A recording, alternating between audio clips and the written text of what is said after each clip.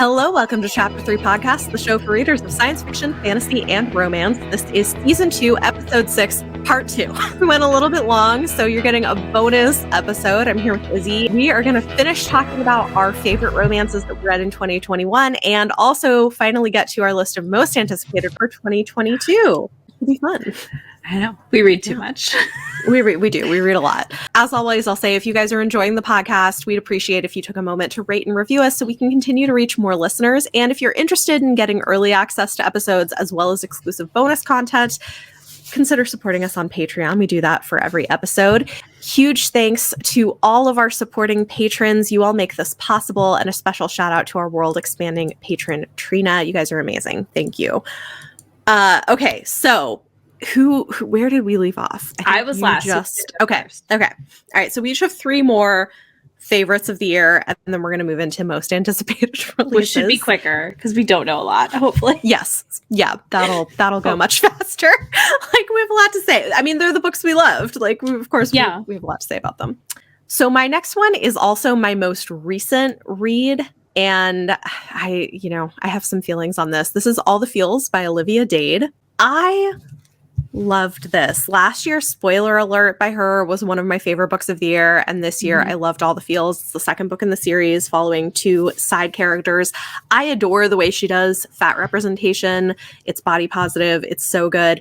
And I have some feelings about this book because early reviews have been very mixed.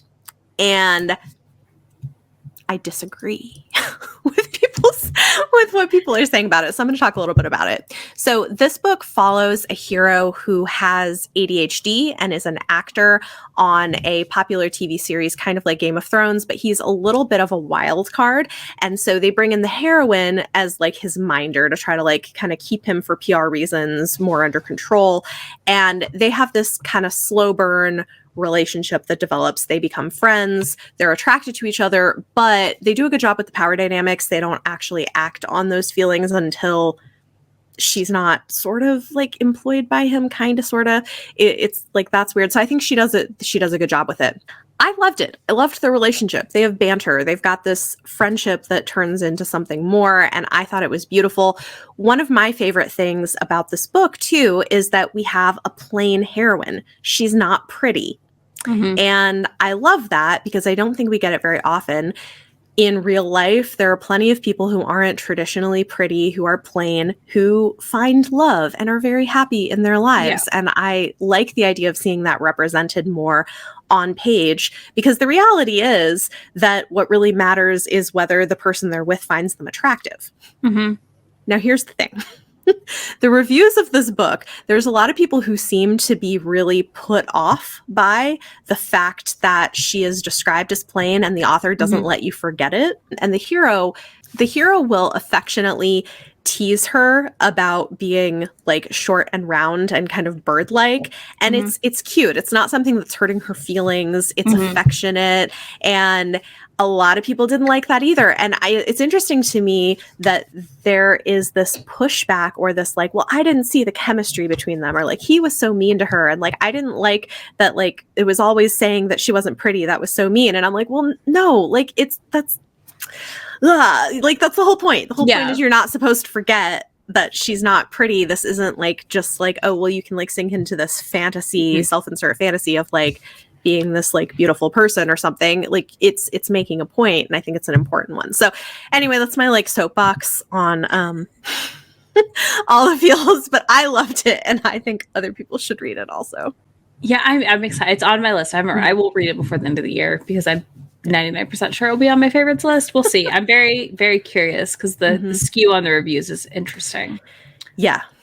Let's see. We'll do Wild Rain by Beverly Jenkins. Okay. Yeah. A book that I have waffled on the rating on all year. I currently have it at a 4 on Goodreads. It's probably going to get bumped because the more I think about it, the more I love it in a way. And this is because this book follows Spring, who we meet in the Old West trilogy from Beverly, which is one of my favorites. It's a good one. And I don't dislike our hero in this. Colton Lee, he is a news reporter that's like come out to meet Spring and like hear about her ranch that she runs. The reason I love this book is I very rarely get to read a book in which I feel very seen. And it's a very valuable moment in this way because Spring does not want children. Yeah.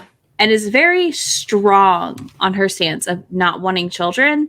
And that for me was like so refreshing because many a times I have read a romance, they don't want children. And at the end, there's that epilogue where they're pregnant or the right man comes and they change their mind. But I just really loved how much of a take no shit kind of woman Spring is, which is what is bringing this book onto a favorites list. If it's not on my favorite book list, it will probably be like favorite characters. Like Spring is up there. Yeah. Because, yeah, she just was a take no shit and was not going to listen to anybody's opinion. And she's going to do what the fuck she wants to do. And you can deal with it. Yep. And I just, it's something that we don't get enough of sometimes. Yeah. And yeah, there was some great caretaking in it as well. And I love a good caretaking scene. Yeah, I agree. I really like that about it too, and I tried to point that out. I think because I agree. I think there's people who look for that childless, and especially in a historical, you don't. Yeah, you don't get it in almost historicals like ever. She is such a great character. The hero's a little bland. Yeah, I agree, and that's why I keep waffling on my rating. Yeah. It's still a 4 on Goodreads, but it's like it's one of those books that I loved so much that I don't think we've heard. It's not really been talked about much since it came out, so I feel like it deserves some attention in that front. And yeah, Spring is so good. Yeah, definitely. She's everything in that one. Yeah, I will say content warning for like a history of trauma from sexual assault. Oh, yes. That's right. I totally forgot about that. Yeah. My next one is another one that I haven't really heard anyone talking about, and I thought it was great. It's her Wicked Marquise by Stacey Reed. This is another historical, and it's one that I think is really interesting because it's a historical romance by a Black author where the characters are white, but a lot of the themes that she's dealing with seem very relevant to something you would see written by a person of color, if that makes sense. Yeah, that does. So this one is a slow burn romance, but it is definitely steamy. The heroine is really smart. It does have some angst to it, so this one gets a little heavier than some. It's not so much of a frothy one, but it has a lot to say about power dynamics, sexual assault, rape culture, and people who are marginalized. And so I thought this was just really powerful in terms of the commentary it has on the treatment of women's bodies, especially marginalized women, and like the insidious nature of male privilege. That's a lot of what this is dealing with some of the side stuff. So there are some content warnings here for dealing with some of those heavier issues, but I loved the way it handled it, and I really liked the romance. So the main character in this is this bookish wallflower who's nearing spinsterhood, and she basically, the men of the Ton do not like her because they think she's too opinionated. Like she voices her opinion frequently, and they've kind of pushed her out. So now she's being pushed into an arranged marriage with a man who is not only twice her age, but also super creepy. So the hero is this guy who's this notorious rake who's known for like seducing ladies and partying and stuff. But what people don't know is that he is secretly playing a long game seeking vigilante justice for a woman that he loved who was sexually assaulted by a group of highborn men before committing suicide. Like I said, heavy. That is heavy, yeah. Yeah. Yeah, so it's like some intense stuff. But I think the way that it handles it is really, really compelling, and it's just done really well. So the heroine of the story hopes that getting caught, having been alone with him and having the appearance of this ruination will help her escape from the marriage that she doesn't want. And so he kind of like gets roped into this, but then of course along the way they end up falling for each other. So it does deal with some heavy topics, but it's very, very good. And I haven't really seen other people talk about it. Don't think I've seen it talked about much at all either. So let's see. I've got It Happened One Summer by Tessa Bailey, which I do feel like it's talked about a lot. Tessa Bailey is one of my favorite authors as well. I think she writes some of the best dirty talk I ever read in romance books, and heroes that just make you like, okay, yeah, I like this. This follows Piper, who is a influencer, which I feel like is something we also don't see a lot in romance books as a job, right? Like that's kind of her job. Her mom is married to a celebrity, and she kind of has just been able to just, bop around Beverly Hills and have not meaningful friendships, let's say, and a lot of not great things happen. And her stepdad kicks her out, and they make her her and her sister end up going to somewhere in Oregon, I think. And they end up in like a fishing town where her dad owned a bar that is like boarded up and possibly maybe not in the best condition currently. And they roll up there and find out it is the local hangout spot, actually. So like the locals have taken things and like turned it into a place that they go hang out without all the tourists. And she meets Brendan, our hero, like right off the bat, who is like, you are not going to survive here. Like there's no way. So she has to prove him wrong. He's a big fisherman, and there is he is a widow, actually, and we do have to deal with like some grief around that and him moving on finally. And obviously the small town being like, most of the small town wanted him to move on, but you know, there's still some stuff there with that. Yeah, but we just follow Piper, like kind of, she's a mess. Like she does not have it together. She, you know, comes to find out a lot of these people she thought were like her friends are not her friends. And this character is inspired by Alexis from Schitt's Creek. So just think that like I really just enjoyed her lack of togetherness, but then also the discussion of like being an influencer as a job, which is like something we both have experience in here, I feel like. And it does get, you do get demeaned. Like people get weird about it sometimes when they find out that's what you do. And they're like, what? And I'm just like, it's a thing and leave me alone. Like, just tell me you're jealous and move on. like, just tell me you're jealous and move on. It's fine. But like, I do feel like sometimes people just get, it's weird. It's just weird sometimes how they are about it. But yeah, it just is so good. And there is just some, spectacular filthy talk where he is like, that's fine. You can be high maintenance as long as I'm the only one doing the maintenance on you. And I was just like, all right. Okay, sir, let's go. Let's go. Yeah, it's just a fun rom-com-y kind of situation happening there. I love it. Okay, so my last one is interesting because I feel like it's very polarizing. Like people either love it or don't, which is fine. This author is also polarizing, I suppose, even though she's wildly popular to some extent. But A Court of Silver Flames by Sarah J. Maas. And I'm not going to talk too much about it because we have a whole episode we do. About this, which I will link somewhere if you want to go check it out and hear kind of a deep dive spoilery discussion. But I loved this and I wasn't necessarily expecting to. I liked the ACOTAR series, the Court of Thorns and Roses series by her, but didn't love it. But I had gotten this because I was like, oh, well, I'll probably have a good time with it. And then it also made me cry.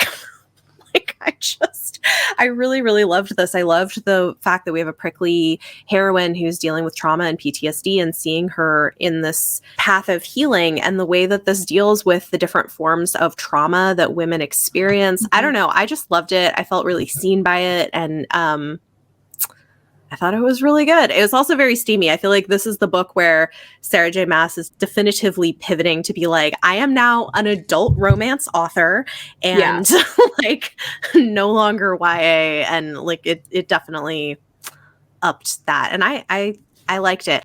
Could you criticize the plot and world building like you could in the rest of the books in the series? Sure. Is that what I'm reading it for? No. Yeah, I mean, I think, like, you know, a lot of the criticisms are always valid on Sarah J. Maas's stuff, but, like, you know, if you like it, you like it, and that's okay, and if you don't, then don't read it. Yeah, I mean, she is not for everybody, which is totally fine, but yeah, I really, really loved this book a lot, so. All right, my last one is a short novella called The Midwinter Mail Order Bride, which I did talk about on an episode with you and Leanne. This is a fantasy romance. And this follows a princess named Anya who is drugged and taken to another village to marry Kale the Conqueror. And he's like never been defeated. And he's known as like this vicious guy. And like literally their meet cute is her on a bed or on a chase or something with like a sword threatening people because they won't take her back to her homeland because she knows something's wrong. And he listens and they load up on the horses and they go on a journey. And they fall in love and go save her family because she was right. And it just was one of those books where I was like, oh, this is going to be like, it's under 200 pages, you know, short thing where you're like, oh, this is going to be fine. And I read it and I was like, what? I was just like, oh, this is really, really good. And I was just stunned by it. I didn't think it was going to be terrible, but I just like did not expect a favorite out of it. Hey. But you know, she thinks like he's gonna kill her basically if she finds out why she wants to go back and all this stuff. And it's like, no, they actually like he goes back with her and like empowers her with her family, who is like kind of shitty and to her, and is like, no, you need to listen to her because she was the only one who noticed and things like that. And you're just like, yes, I like this. So yeah, it was so good. Awesome. I love it. So there you go. Those are all of our favorite romances from 2021, and hopefully you guys will enjoy some of them too. We're going to move into talking about most anticipated, and we are going to go by month and ending in July. So this is for the first half of 2022, and it is worth noting that some romances get announced pretty late. So there are authors that probably will have things coming out that just haven't been announced yet. So this is based on what we know we have coming. Yep. Yeah. My first one is coming out January 4th. This is The Kindred by Alicia Dow. It's a YA sci-fi romance that looks really good. To save a galactic kingdom from revolution, kindred mind pairings were created to ensure each and every person would be seen and heard, no matter how rich or poor. So Joy is a commoner from a lowly planet who lives a simple life. Apart from the notoriety that becoming kindred to the nobility's most infamous playboy brings, and then Duke Felix Hamdi is the person that she's like a kindred mind paired to, and his plan is to exasperate his noble family to the point that they agree to let him choose his own future and finally meet his kindred face to face. So they have this like mind pairing. It's like a sci-fi romance thing, and yeah, it looks cute. That sounds cute. Yeah. Let's see. I have a January 18th. We have Electric Idol by Katie Robert, the sequel to Neon Gods. I now called it Neon Idol. What? No. This is a Psyche and Eros retelling. Okay. I have an arc of it. I don't know a lot about it. It's going to be set in the same city, obviously, and they know that they're going to have to deal with Aphrodite being mad at them. And I don't know a ton about this myth, so I'm really excited to dive in on it. Awesome. Okay, so my next one is January 25th, and I want to read that one as well. But January 25th is Devon and Chris Plan a Wedding by Chensia C. Higgins, and this just looks like so much fun. It's about two people who know each other and they fake a relationship for a reality TV show. Okay, so and this is a sapphic relationship with one of them who's been trying to come out to her mom for years, and so this is kind of how she's coming out, is like planning this big splashy fake wedding. So they have 6 weeks to plan a dream wedding, and one of them is about to make it as an influencer and wants to be on reality TV. The other one wants to come out to her mom, and so they have to convince their friends and family that they're really getting married in 6 weeks, and if anybody guesses that it's not real, they lose the competition. Oh boy. That's some stakes. Yeah. I have one also on the 25th for January, and that is Monroe by Cressley Cole. I'm not going to give a huge plot summary because this is book 18 in the series, but I will say this is a book that we have been waiting like 2+ years for. And I will be locking myself in a hotel room for the day to read it probably. So that is my plan. And I'm very, very excited. We got a tease of this one in McGreeve, and we've been waiting since then, which is actually more than 2 years. But This continues in her Immortals After Dark series, which is a very beloved paranormal romance that has all kinds of monsters, shifters, vampires, harpies, or not Valkyries, and witches, all the things. Skews a little more towards the dark side, I would say, but really, really delightful. Also, there's demon love interests as well. So, it's got all the things I love. Awesome.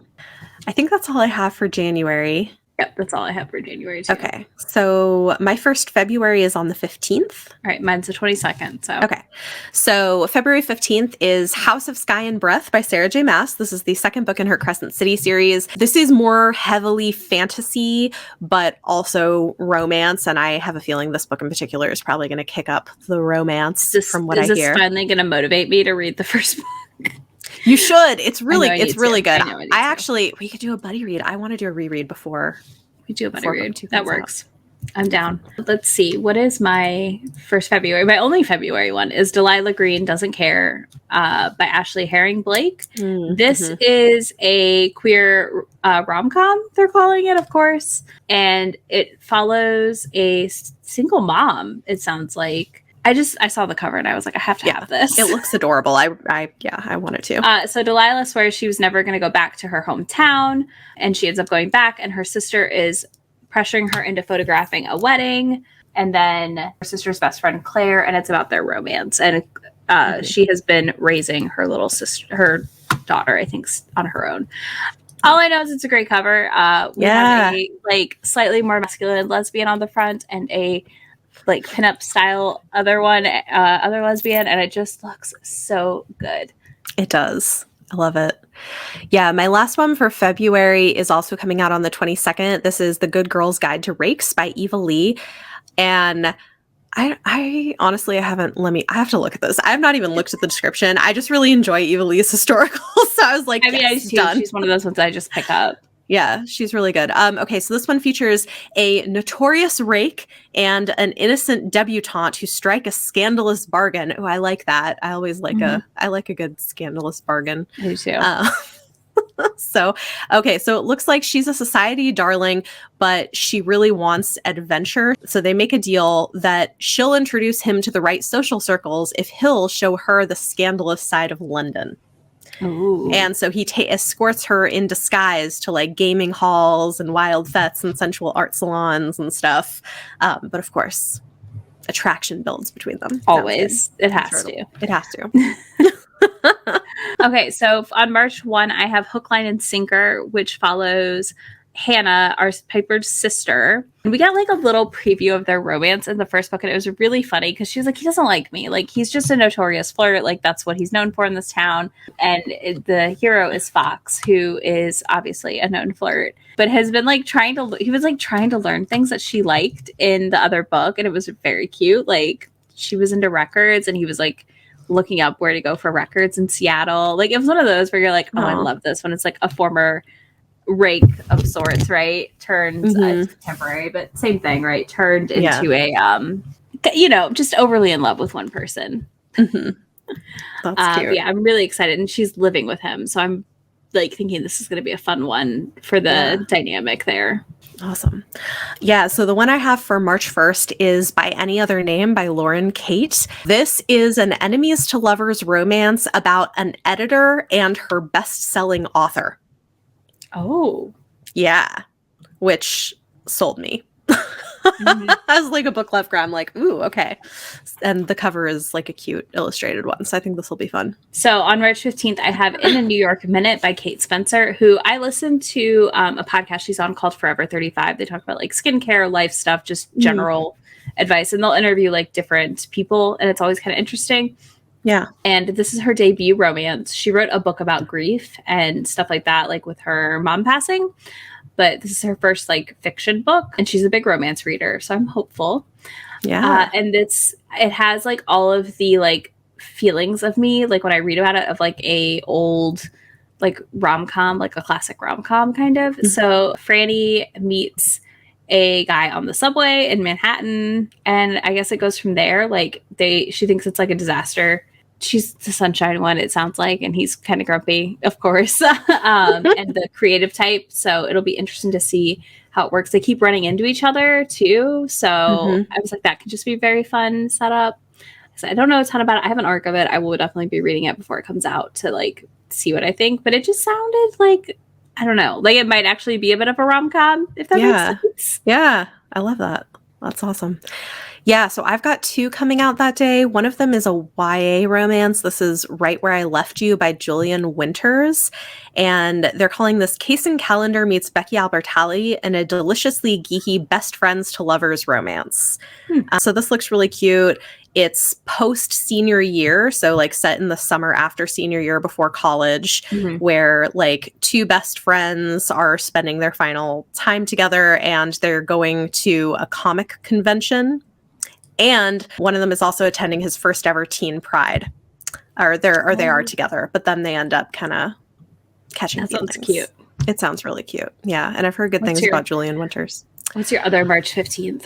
My other one is Dating Dr. Dill by Nisha Sharma. I'm so excited about this. It's a romantic comedy inspired by Taming of the Shrew, featuring a love-phobic TV doctor who must convince a love-obsessed homebody that they're destined to be together. Like, Sounds so cute. It sounds so cute, and it's going to be a series. It's the If Shakespeare Was an Auntie series. So she's going to do a bunch of Shakespeare retellings with like South Asian heroines. I'm excited for it. That sounds really good. So I've got a March 22nd. This one is Savvy Sheldon Feels Good as Hell by Taj McCoy. I love this cover. It's a debut Own Voices rom-com about a plus-size heroine who gets a full-life makeover after a brutal breakup with the help of an irresistible cast of friends and family, a kitchen renovation, and a devastatingly handsome contractor. So I forgot about this one. I saw this cover and was like, yes. Yeah, it looks awesome. So I definitely want to read this one. Okay, so I've got 3 in April. So first I have 2 on April 5th. One is Reputation by Lex Croucher. This is a historical being pinned as Bridgerton meets Mean Girls meets like Gossip Girl, I guess. Give it to me. Yes. It sounds, it has very mixed early reviews already, I will say. But it sounds very interesting. So our heroine, Georgina, is abandoned by her parents and moved to a new town to live with an aunt and uncle. Mm-hmm. She meets a group of girls and some people part of the in crowd. She falls in love with Francis and like one of the girls, and there's like debauchery, drunkenness, mysterious young men, and, you know, running around the Regency era in the Ton and finding out the price to pay to be there. So we'll see. It's one of those ones where I was like, this sounds so different than anything I've seen put out historically lately that I had to check it out. Next, we have The Wedding Crasher by Mia Sosa, who I absolutely adore. I love her books about a character who's about to ditch the DC area for a new place to live. And she's roped into helping her wedding planner cousin on a random couple's big day. And then she stumbles upon a situation that convinces her that this couple isn't meant to be. And what is she going to do as a true romantic? Does she crash the wedding? All that fun stuff. And then she meets Dean, who ends up begging her to like be his pretend girlfriend, it sounds like. And, you know, help him make partner at his job at a law firm. So I just, it's, you know, The Worst Best Man was delightful. And I expect nothing but delightfulness from Mia Sosa on this one as well, because it's also got a fun cover and it just sounds like a good time. Yeah, I'm finally going to read Worst Best Man in February. It's one of we're doing like 2 romances with my channel patron book club. So I think that'll be you'll like it a lot. I'm excited. We're doing that one, and we're doing Ladies Guide to Celestial Mechanics. Oh, I love that book too. I'm excited. Reading favorites of mine. My last one for April is April 19th, and it's called Go Hex Yourself by Jessica Clare, who is an author I've read all of her backlist. A long time ago, she wrote some really great contemporaries with like billionaires. I've not read all her backlist. I lied. I read a bunch of it. And this one is about witches, and I'm very interested in the new witch trend that is happening. So I keep picking all of them up. She thinks she's applying to work for a card game she loves. Instead, she's actually applying for a real job, like with witches. Interesting. It should be interesting. So it has like room and board. She's apprenticing to a powerful witch. She's got her like black cat that is her familiar. And then she meets Reggie, who's like her boss or something. I don't know. It just sounds real interesting. And it's one of those ones where I was like, this is either going to be awesome or it's going to be real weird. It also, like Allie Hazelwood, the illustrated cover has some parallels to a certain Adam Driver. And I'm curious if this was adapted from fan fiction. Interesting. It's also coming from Berkeley. So I don't know. Is Berkeley leaning in? I mean, or what? Who knows? Yeah. Interesting. Okay. Yeah. The only one I have for April is coming out April 26th from Entangled. This is Never Cross a Highlander by Lisa Rain. This is a Black Highlander romance that is saying it's a mashup of Dirty Harry in a kilt with Mr. and Mrs. Smith with lots of banter, which I want to read this so bad. I think it got pushed. I thought it was coming out this year. Yeah, I think it got pushed. I mean, a lot of things have gotten pushed, but it's saying right now, April 26th. And I guess we should say, like, all of these are subject to change. This is what the dates currently are. You never know. I do not have any May releases. The only thing I have is something that was just announced yesterday, which I'm just going to group them all three together. They come out in May, June, and July. And that is the 3 new novellas from Ali Hazelwood. Oh. We have Under One Roof, which is out in May, and that follows another scientist. I don't know a lot about it. I know that they're all like really cute, good illustrated covers. The audiobooks, I think, are dropping first, and then the ebooks are coming out like a month later. Okay, I need to add these to my to-read list. Yeah, they literally just got announced yesterday. So the Under One Roof is roommates, and it sounds like they are a nemesis with each other. Then there's Below Zero, where she is stranded in the Arctic, and her enemy comes to find her and save her. But he is definitely the villain who tried to ruin her career. So, you know, what more do you want? And then that one comes out in July. Okay, I got these out of order. It's so confusing. It's okay. There's a lot. Well, it looks like she also has 2 more books in the series that are full novels coming out maybe sometime in 2022. They just haven't announced the dates yet. Yeah. So Stuck on You by Ali Hazelwood is the one that comes out in June. Yeah. And this one is a civil engineer. And it sounds like, I mean, I think all of them are enemies to lovers. They all have like amazing, these are like the Love Hypothesis had, like those really solid covers. And I'm just excited for more women in STEM, to be honest. I love it. Yeah. I'm all for that. I've got a June 2nd. I've got the 28th. So okay, great. All right. So June 2nd is Fake It Till You Bake It by Jamie Wesley. This looks really cute. A reality star and cupcake baking football player pretend to be a couple in order to save his bakery. This one, I'm dying to see how this turns out. Yes. I don't know. Like, is it going to be amazing? Is it going to be terrible? Who knows? Yeah. But I need it. It sounds really interesting. Well, and so it looks like the heroine is the most reviled woman in America after turning down a proposal on a reality dating show. I love it. Yeah. And anyway, it looks like also it might be kind of a grumpy sunshine. Like it says she ends up working at San Diego's newest cupcake bakery alongside the uptight owner and professional football player, Donovan Dahl. And it's owned by like multiple football players, I think. Oh, interesting. So it'd be the first in a series, maybe? Yeah, that would be fun. I think so. We'll see. Yeah, this looks really cute. Yeah, I can't wait. The one I have is American Royalty by Tracy Livesay, which comes out June 28th. This is inspired by Meghan and Harry, kind of, and our heroine, Danielle Duchess Nelson, is a famous rapper inspired by Meg Thee Stallion, if I recall correctly. I'm so excited about this. And then our hero is Prince Jameson, who is a professor and a reclusive royal. Oh my God. Like, give me all the tropes. And he doesn't know who she is, and then finds out too late, and it's a whole thing. And I'm just, I'm very, very excited for this one. She's great. I don't want to know a lot about it either, you know? I'm like, I'm good. Like, just that was all I needed. And I was like, I need this in my life. Yep. So. Yep. I'm with you. Okay, July. I have a July 5th. I have the 12th. So. Okay. So July 5th is What Souls Are Made Of by Tasha Suri. They just released the cover for this. This is YA. It's part of this series of remixed classics that Macmillan is putting out. And this one is a retelling of Wuthering Heights. I'm so excited because I love Tasha Suri. She is one of my, she writes a lot of adult fantasy and has like one of my favorite fantasy romances that she's written. So her taking on a retelling of Wuthering Heights with South Asian characters, I'm so excited. I think it's going to be great. And it's going to be good. I agree. I'm excited. I need to finish her backlist and be caught up actually, because I love her writing. Oh, she's so good. Well, and one thing that I think people don't always talk about that's interesting is that Heathcliff, based on the way he was written in the original Wuthering Heights, was probably a person of color.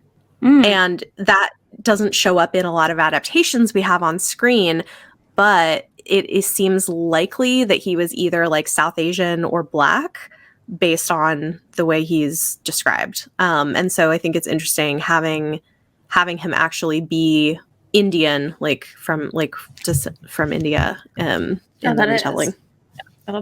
That's exciting. Mm-hmm.